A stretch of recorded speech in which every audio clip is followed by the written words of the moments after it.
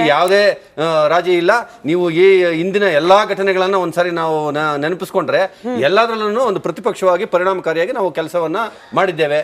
ಅದರ ಮಧ್ಯೆ ಸಹಜವಾಗಿ ಏನೋ ಒಂದು ರಾಜಕೀಯ ಪಕ್ಷವಾಗಿ ಇಂಥದೊಂದಷ್ಟು ಸಣ್ಣ ಅಪಸ್ವರದ ಮಾತುಗಳು ಬರ್ತವೆ. ಅಲ್ಲಲ್ಲ ಬರ್ತದೆ. ಆಮೇಲೆ ಯಾವ ರಾಜಕೀಯ ಪಕ್ಷದಲ್ಲಿ ಈ ತರ ಭಿನ್ನಮತದ ಮಾತುಗಳು ಇಲ್ಲ. ಬಾಲ್ಯಾವಸ್ಥೆಯಲ್ಲಿ ಇರ್ತಕ್ಕಂಥ ಆಪನಲ್ಲಿ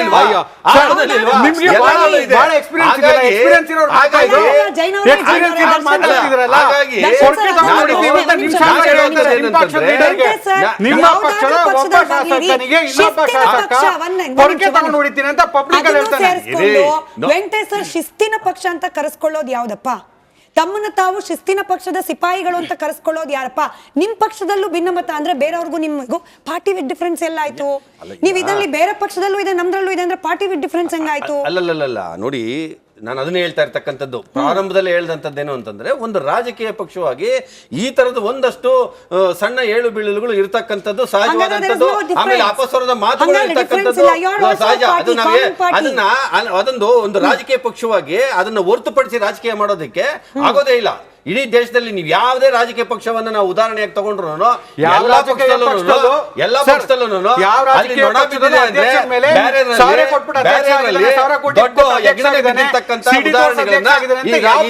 ನಾವು ನೋಡ್ತಾ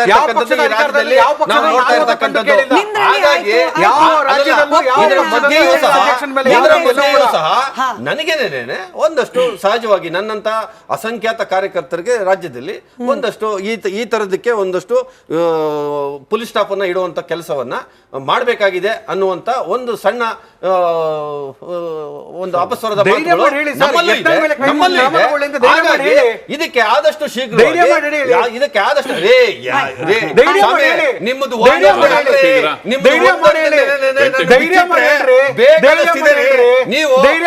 ಏನು ಇಲ್ಲದೆ ಇರೋ ನೋಡ್ರಿ, ಒಂದು ರಾಜಕೀಯ ಪಕ್ಷವಾಗಿ ಇರ್ತಕ್ಕಂಥದ್ದು ಸಹಜ.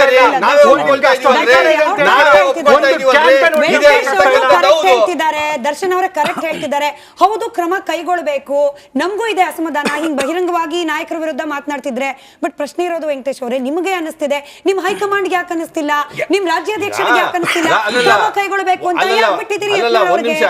ಯಾಕೆ ಬಿಟ್ಟಿದ್ದೀರಿ ಯತ್ನಾಳ್ ಅವ್ರಿಗೆ ಪ್ರತ್ಯೇಕ ಸಭೆ ಮಾಡ್ಲಿಕ್ಕೆ? ಯಾಕೆ ಬಿಟ್ಟಿದ್ದೀರಿ ಯತ್ನಾಳ್ ಅವ್ರಿಗೆ ವಿಜೇಂದ್ರ ಅವ್ರ ವಿರುದ್ಧ ಮಾತನಾಡ್ಲಿಕ್ಕೆ?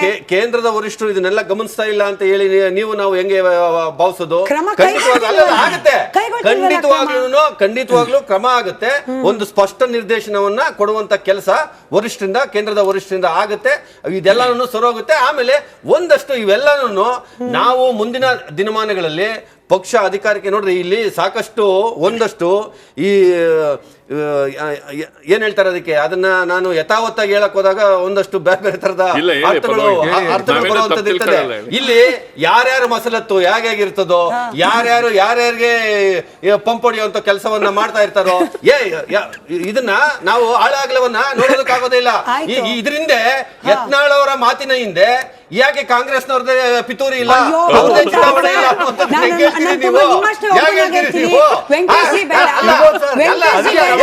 ನಾನು ತುಂಬಾ ಓಪನ್ ಆಗಿ ನಿಮ್ಗೊಂದು ಸಜೆಷನ್ ಕೊಡ್ತೀನಿ. ಸೋಷಿಯಲ್ ಮೀಡಿಯಾ ಬಹಳ ಗಮನಿಸ್ತಿರ್ತೀನಿ ನಾನು.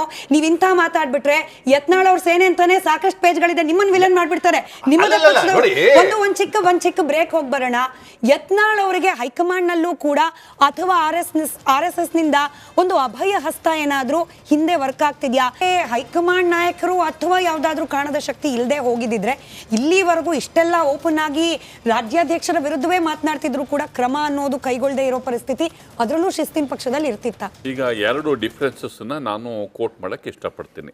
ರೇಣುಕಾಚಾರ್ಯ ಅವರು ಎರಡು ಸ್ಟೇಟ್ಮೆಂಟ್ ಅನ್ನ ಯತ್ನಾಳ್ ವಿರುದ್ಧ ತುಂಬಾ ಸೀರಿಯಸ್ ಸ್ಟೇಟ್ಮೆಂಟ್ ಅನ್ನು ಮಾಡಿದ್ರು ಅನ್ನೋ ಕಾರಣಕ್ಕೆ ನೋಟಿಸ್ ಕೊಟ್ಟರು. ರೇಣುಕಾಚಾರ್ಯ ಅವರಿಗೆ ನೋಟಿಸ್ ಕೊಟ್ಟರು. ಆಮೇಲೆ ಅವ್ರು ಅದಕ್ಕೆ ರಿಪ್ಲೈಯನ್ನು ಕೊಡ್ತೀನಿ ಅಂತಂದ್ರು. ಅದಾದ್ಮೇಲೆ ಸ್ವಲ್ಪ ದಿನ ಅವ್ರು ಮಾತಾಡಲಿಲ್ಲ.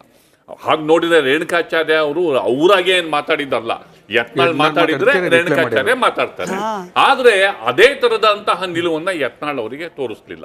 ನೋಟಿಸ್ ಕೊಡ್ತೀನಿ ಅಂತಂದ್ರು. ನೋಟಿಸ್ ಕೊಟ್ಟು ನೋಡ್ಲಿ ನಾನು ಮಾಡ್ತೀನಿ ಅಂತಂದ್ರು.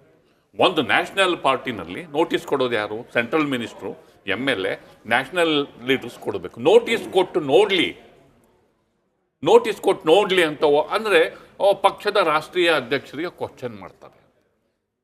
ಇದು ಒಂದು ದೊಡ್ಡ ಇಲ್ಲಿ ಪ್ರತಿಪಕ್ಷ, ಇಲ್ಲಿ ಕರ್ನಾಟಕದಲ್ಲಿ ಒಬ್ಬ ಪ್ರಬಲ ಪ್ರತಿಪಕ್ಷದ ಒಳಗೆ ಹೀಗೆ ನಡೆಯುವಂತಹ ಡೆವಲಪ್ಮೆಂಟು, ಪ್ರತಿಪಕ್ಷ ಯಾವಾಗಲೂ ಸ್ಟ್ರಾಂಗ್ ಆಗಿರಬೇಕು ಅಂತ ಬಯಸೋರು ನಾವು. ಇದು ಆ ಪಕ್ಷದ ಮೂಲ ಸಿದ್ಧಾಂತಕ್ಕೆ ಡ್ಯಾಮೇಜ್ ಆಗಲ್ವಾ? ಹಿಂಗೆ ಬೇಕಾದಷ್ಟು ಗೊಂದಲಿದೆ. ಈಗ ಮುನಿರತ್ನ ಲೀಡರ್ ಆಫ್ ಅಪೋಸಿಷನ್ನು ಅಲ್ಲೇ ಹೇಳ್ತಾರೆ, ಏನೋ ಚುಚ್ಚೋದಕ್ಕೇನೋ ಮಾಡಿದ್ರು, ನನ್ನ ಕತೆ ಮುಗಿದೋಗ್ಬಿಟ್ಟಿತ್ತು ಅಂತ ಈ ಥರ ಹಿಂಗಂತಾರೆ ಲೀಡರ್ ಆಫ್ ಅಪೋಸಿಷನ್ ಮುನಿರತ್ನ ಅವ್ರ ಬಗ್ಗೆ. ಜೊತೆಗೆ ಯಾರೋ ಒಬ್ಬ ಇನ್ಸ್ಪೆಕ್ಟರ್ನ ಅರೆಸ್ಟ್ ಮಾಡಿದ್ದಾರೆ, ಅದೇನೋ ಮಾಡಿದ್ರು ಚುಚ್ಚೋದಕ್ಕೆ ಅಂತ ಆ ಥರದ್ದಿದೆ. ಒಬ್ಬ MLA ಆ ರೇಂಜಿಗೆ ತಮ್ಮದೇ ಕೊಲೀಗನ್ನ ಈ ಥರ ಮಾಡ್ತಾರೆ ಅಂತಂದ್ರೆ ಆ ಪಕ್ಷ ಹೆಂಗೆ ಆಕ್ಟ್ ಮಾಡಬೇಕು? ಕಿತ್ತು ಬಿಸಾಕ್ಬೇಕು. ಒಂದು ಶಾಸಕನಿಂದ ಏನಾಗದಿದೆ, ಬೇಕಾದ್ರೆ ಆಮೇಲೆ ಸೇರಿಸ್ಕೋತಾರೆ ಎಲೆಕ್ಷನ್ಗಳು ಬಂದಾಗ ಅದೇನಾರ ಮಾಡ್ಕೊಳ್ಳಿ. ಅಂದ್ರೆ ಇದು ಈ ಘಟನೆಗಳು, ನಾನೇನು ಡೈವರ್ಟ್ ಮಾಡ್ತಿಲ್ಲ, ಈ ಘಟನೆಗಳು ಹೇಗೆ ಅಂತಂದ್ರೆ ಈಗ ನಮ್ಮಂತ ಸಾಮಾನ್ಯ ನೋಡುಗರ ಕಣ್ಣಿಗೆ ಇದೇನಪ್ಪ ಸಮಥಿಂಗ್ ಇಸ್ ಹ್ಯಾಪನಿಂಗ್ ಅಂತ. ಅಂದ್ರೆ ರಾಷ್ಟ್ರ ಮಟ್ಟದ ನಾಯಕರ ಬೆಂಬಲ ಇಲ್ದಲೆ ಈ ತರ ಆಗೋದಕ್ಕೆ ಸಾಧ್ಯತೆನೇ ಇಲ್ಲ. ಈಗ ರಾಷ್ಟ್ರೀಯ ಮಟ್ಟದ ನಾಯಕರಿಗೆ ಸಾರಿ ನನ್ನ ಕಡೆ ಪ್ರಶ್ನೆ ಅನ್ಕೊಂಡಿದ್ದೆ, ಚಿಕ್ಕ ಕುತೂಹಲ.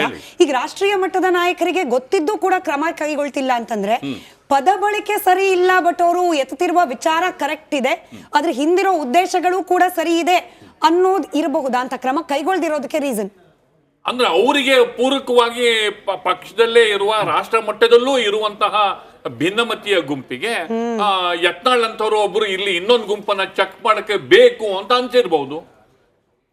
ಬೇಕು ಅಂತ ಅಲ್ಲಿ ಭಿನ್ನಮತ ಅಂತ ಅನ್ಕೊಳ್ಳಿ, ಅಲ್ಲೇನು ಓಪನ್ ಆಗಿ ಯಾರು ಚರ್ಚೆ ಮಾಡ್ತಿಲ್ಲ, ಅಲ್ಲಿ ಭಿನ್ನಮತ ಅಂತ ಅನ್ಕೊಳ್ಳೋಣ. ಇಲ್ಲಿ ಭಿನ್ನಮತ ಅನ್ನುವ ಶಬ್ದವನ್ನ ದಾಟಿ ಮುಂದಕ್ಕೆ ಹೋಗಿದೆ. ಇಲ್ಲಿ ಈಗ ಸಬ್ಜೆಕ್ಟ್ಗಿಂತ ಹೆಚ್ಚಾಗಿ ಪದಗಳೇ ಜಾಸ್ತಿ ಚರ್ಚೆ ಆಗ್ತಿದೆ.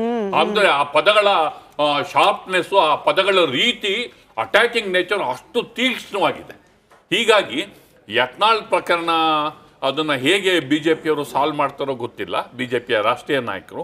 ಅದು ಸಾಲ್ವ್ ಆಗಲಿಲ್ಲ. ಈಗ ನೋಡಿ, ಈಗ ಇಷ್ಟ ಆಯ್ತು ಒಟ್ಟಿಗೆ ಅದ್ರಲ್ಲಿ ಒಳಗಡೆ ಸೇರಿಸ್ಕೊಂಡ್ರ ಯಡಿಯೂರಪ್ಪ ಅವರ ವಿರುದ್ಧ ನ್ಯಾಷನಲ್ ಲೀಡರ್ಸ್ ಅಲ್ಲಿ ನನ್ನ ಹತ್ರ ಇದೆ ಡಾಕ್ಯುಮೆಂಟು. ಯಡಿಯೂರಪ್ಪ ಅವರ ವಿರುದ್ಧ 351 ಪುಟಗಳ ದಾಖಲೆ ಸಲ್ಲಿಕೆ ಆಗಿದೆ. 351 ಆಯ್ತಾ? ಇವತ್ತು ಯಾಕೆ ಸಲ್ಲಿಕೆ ಆಯ್ತು? ಎಲ್ಲ ಆಧಾರವಿಲ್ಲದ ಆರೋಪಗಳು, ಆಮೇಲೆ ಎಲ್ಲ ಒಂದಷ್ಟು ಆಧಾರವಿಲ್ಲದ್ದು ಯಾರ ಮೇಲೆ ಯಾರು ಬೇಕಾದ್ರೂ ಆರೋಪಗಳು ಮಾಡ್ಬೋದು.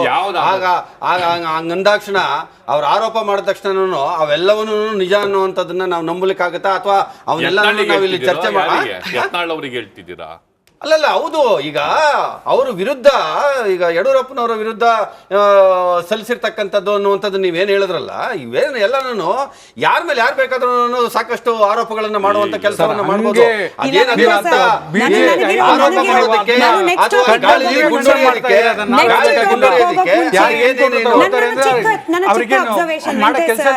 ಯತ್ನಾಳ್ ಅವರಿಗೆ ನಿಮ್ಮ ಪಾರ್ಟಿಯ ಐಡಿಯಾಲಜಿ ಏನಿದೆ, ಹಿಂದುತ್ವ ಪ್ರೋ ಅನ್ನೋದು, ಅದರ ವಿಚಾರಕ್ಕೆ ಗಮನ ಕೊಟ್ಟು ನೋಡೋದಾದ್ರೆ ಯತ್ನಾಳ್ ಅವರು ನಿಮ್ಗೆ ಸಿಕ್ಕಿರುವ ಒಂದು ಅತ್ಯದ್ಭುತವಾದ ಅವಕಾಶ. ಯತ್ನಾಳ್ ಅವರನ್ನ ನೀವು ಸರಿಯಾಗಿ ಬಳಸ್ಕೊಂಡ್ರೆ ನಿಮ್ಮ ಪಕ್ಷ ಬಹುಶಃ ಈ ಯುವ ಮತದಾರರೇನಿದ್ದಾರೆ, ನಿಮ್ಮ ಪಕ್ಷದ ಯುವ ಕಾರ್ಯಕರ್ತರಿದ್ದಾರೆ, ಅವ್ರು ಪಡೋಷ್ಟು ಖುಷಿ ಬಹುಶಃ ಬೇರೆ ಯಾರು ಪಡ್ತಾರೋ ಇಲ್ಲ ಗೊತ್ತಿಲ್ಲ. ಭಿನ್ನಾಭಿಪ್ರಾಯನೋ ಭಿನ್ನ ರಾಗನೋ ನನಗೆ ಗೊತ್ತಿಲ್ಲ ವೆಂಕಟೇಶ್. ಇದನ್ನ ಭಿನ್ನಮತ ಅಂತಿರೋ, ಭಿನ್ನ ರಾಗ ಅಂತಿರೋ, ರಾಜ್ಯಾದ್ಯಂತ ಹೋರಾಟ ಮಾಡುವಂತ ನಿಟ್ಟಿನಲ್ಲಿ ಹೋಗೋಣ.